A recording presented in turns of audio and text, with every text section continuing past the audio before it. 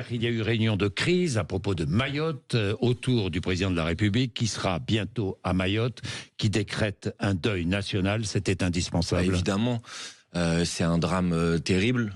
Bon, le bilan officiel, c'est quelques dizaines de morts pour l'instant. Tout le monde sait que malheureusement, le bilan va sans doute aller à plusieurs centaines de morts, voire plusieurs milliers.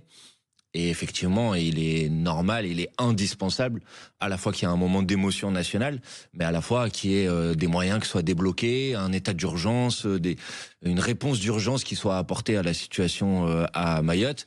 Mais je crois pouvoir dire aussi qu'il ne faudra pas en rester seulement à des mesures d'urgence et qu'on a besoin aussi de mesures structurelles dans un département le plus pauvre de France, qui, il faut le dire, a été abandonné par l'État ces dernières années. Évidemment, quand vous avez aujourd'hui, je vous le disais, un département qui est le plus pauvre de France, dans lequel vous avez quasiment 3/4 de la population qui vit sous le seuil de pauvreté, que vous avez des problèmes d'accès à l'eau. Je rappelle qu'on parle d'un département français dans lequel on n'a pas accès à l'eau tous les jours. C'est une situation qui est intolérable et inacceptable.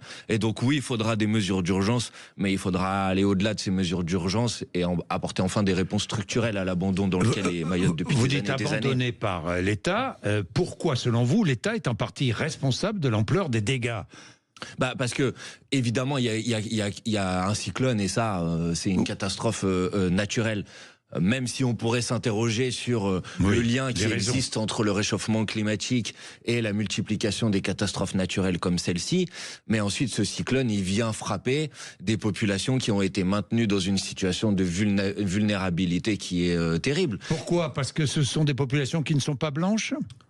En tout cas parce que ce sont des populations qui sont reléguées, et je crois pouvoir dire effectivement que si vous aviez eu une catastrophe de cette nature et un bilan qui s'annonce aussi terrible dans un département hexagonal, je pense que on n'aurait pas laissé la situation pourrir comme on l'a laissé à Mayotte depuis des années et des années. Ça, j'en suis convaincu. Je crois que personne n'aurait accepté que dans un département hexagonal, vous n'ayez pas accès à l'eau potable tous les jours. Je crois ça effectivement.